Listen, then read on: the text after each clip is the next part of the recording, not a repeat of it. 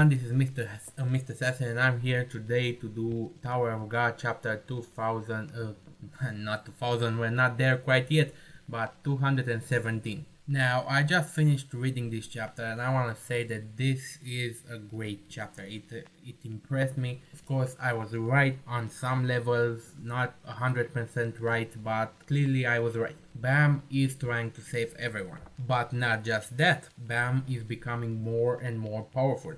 He's extracting more and more power from his form. And he looks ridiculously powerful. Like he never looked like this before. He looks fierce. Yeah, fierce is the word I was looking for. So what he does is wait for the $10 mark, and a nice thing happens at the $10 mark. They start counting from 1 to 1. Like before the $10 mark, it's 20, 15, 10, and after 10 is 10, 9, 8, 7, 6, 5, 4, 3, 2, 1, you know. And Bam goes down when they are at the $4 mark, if I'm not mistaken. So he has 4 seconds to go down, and he goes down and he rescues this guy, but he still has to pay $10 because he said he will rescue him at the $10 mark. But even though, I mean, it is a small amount to pay for someone's life. But the one thing I didn't catch on at the beginning is that when you rescue a hostage, but this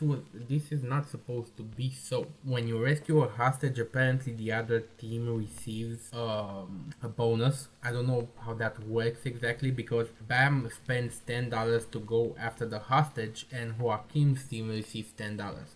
And I don't think that was stated in the rules before. I don't, because now if Bam is going to rescue 3 of Joaquin hostages, then Joaquin will have $22, which he already has, plus 30, he will have 52. And if Bam keeps spending money to save everyone, he will go below 52, which means that Bam will lose the game, and that's unfortunate. But if you ask me right now, my prediction is that Bam's team and Joaquin's team will tie.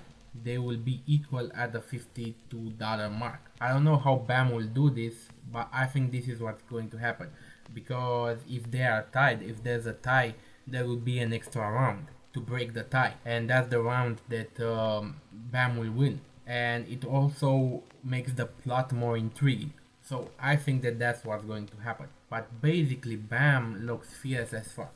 And he says he will rescue everyone. He says to Joaquin that no one here should be sacrificed for the likes of you, and I will rescue everyone. Joaquin finds this interesting, but what's more important is that the last piece of Joaquin, the girl with the red eyes, his clone, let's say his clone, she finds it very interesting. Like she's like, what's going on here? Why is he rescue everyone? And she says at the beginning that she will choose who she will help, basically. And I think right now she's leaning towards Bam. She's leaning to help Bam, and that will be a decisive factor. Now Khun also makes a decision. Khun makes the decision because Rachel could have killed Bam. Rachel goes down to save the member from Joaquin's team, the fisherman. And if Rachel would have risen the level of the boiling substance, then she would have killed both that guy and Bam because they were below the $10 mark.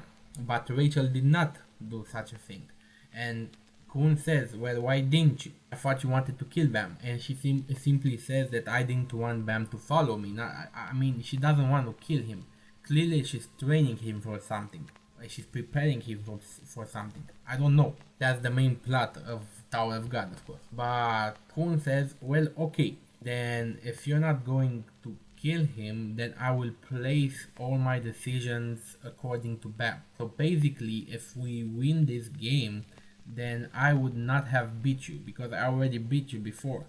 But because I'm taking all my decision in unison with Bam, it will be like Bam beats you, and that will be another psychological blow to Rachel. And yeah, so basically Bam now does everything, not Bam, Khun now does everything that Bam is doing.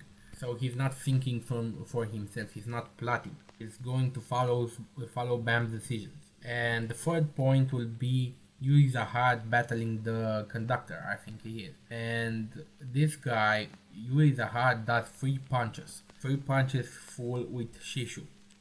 And those punches, one of them hit the conductor. He says this, he would have been in big trouble. But he has a monster from Karaka, and the monster is called a Purple Dementor. And according to the conductor, the train master, he was authorized to bring this kind of monster into the train. And even the high rankers fear this monster. So is she going to fight? And of course Yuri Zahad is going to fight because she's a fighter. She's not a thinker. And this guy is setting a trap for her. He wants to poison her, which is very dangerous because he knows he hasn't got the power to beat the princess. But if he somehow finds the opening and poisons her, now that will be a whole different thing. So how that battle will turn out, it's quite interesting. The whole chapter is quite interesting to me.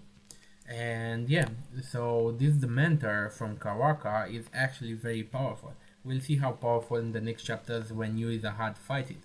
But if Karaka can control such a Dementor, then it makes you wonder, where does Yuri Zahad stand in relationship to Karaka? Because we know that that guy who was following Bam and Kun, who also went to Karaka's fortress, he could have killed anyone there.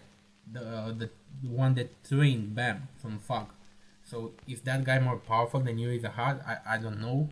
Could be. But basically that's the chapter. A very interesting chapter. And yeah, even though it's 70 pages, or how long is it? Let me take a quick look. It's like 90 pages long.